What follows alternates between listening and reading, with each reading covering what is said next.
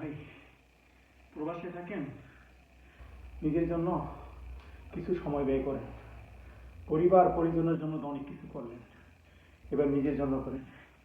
নিজের স্বাস্থ্যটাই সবচেয়ে বড় সম্পদ।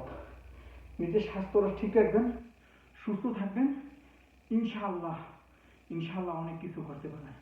আপনার হয়তো কারি টাকা নাই, কারি পয়সা নেই, বিলাসবহুল বাড়ি নাই, এসিওয়ালা গাড়ি নেই, কিন্তু আপনার এই সুন্দর সুস্বাস্থ্য দেহটা আছে। আলহামদুলিল্লাহ আলহামদুলিল্লাহ। ভাই টাকা পয়সা ধন সম্পদ সব কিছু চলে যাবে ভাই, কিন্তু মৃত্যুর কোলে আমাদের একদিন ঢুলে পড়তে হবে।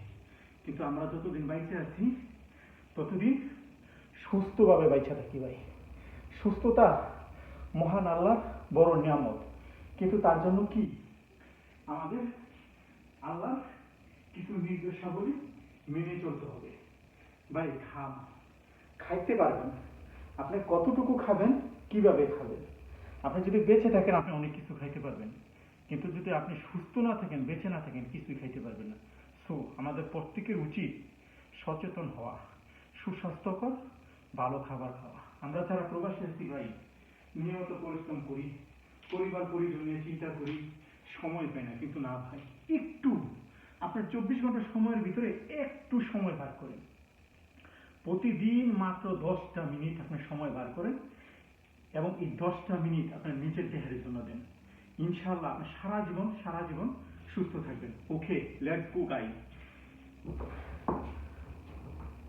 1 2 3 4 5 6 7 8 9 10 11 12 13 14 15 16 17 18 19 20 21 22 23 24 25।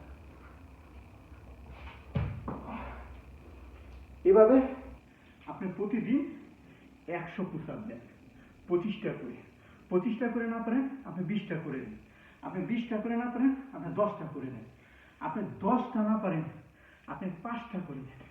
কিন্তু আপনি শুরু করেন, প্রত্যেক দিন যদি আপনি শুরু করেন অবশ্যই আপনার ইনক্রিজ বাড়বে, এবং একদিন আপনি সুস্বাস্থ্য সুঠাম দেহের অধিকারে পাবেন, সর্বোচ্চ আপনি সুস্থ থাকবেন ভাই।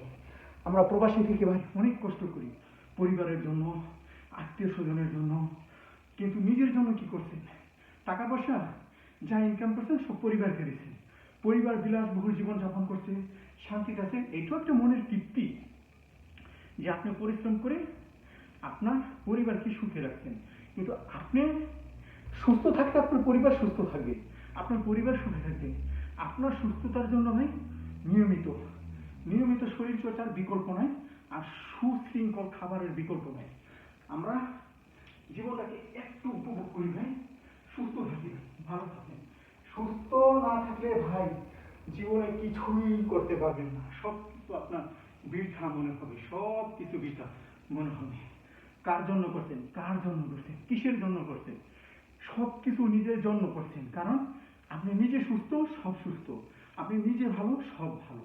আপনি সুস্থ নাই, আপনি ভালো নাই, আপনার পরিবার, আত্মীয় স্বজন, ছেলে মেয়ে, ভাই, মা, বাবা, কেউ আপনাকে দেখতে পারবে না, সবার বোঝা হবে। কিন্তু সবার বোঝা হওয়ার আগে নিজেকে ফিট রাখেন।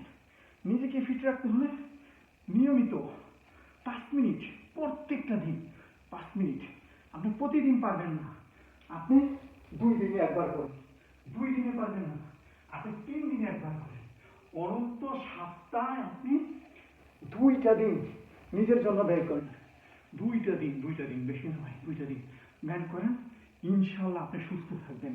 সুস্থতা ভাই, সুস্থতা আলহামদুলিল্লাহ।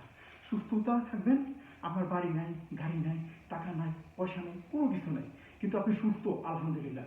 আপনার গাড়ি আছে, বাড়ি আছে, টাকা আছে, পয়সা আছে, ধনদৌলত আছে, সুন্দরী স্ত্রী আছে, ছেলে মেয়ে আছে, কিন্তু আপনি সুস্থ নাই। কিন্তু আপনার সব কিছু বৃথা মনে হবে, সব কিছু আপনার কাছে কি বিষের মতো মনে হবে, বিষ। তো জীবনটাকে বিষের না করে সুখের করেন। যদি সুখের করতে চান তাহলে প্রতিদিন একটু করে পরিশ্রম করুন, শারীরিক পরিশ্রম। শারীরিক পরিশ্রম করেন ভাই। ফেসবুক, ইউটিউব, ইনস্টাগ্রাম, টিকটক সময় না দিয়ে আপনি নিজের সময় দেন। নিজের সময় দেন, ফিট করেন।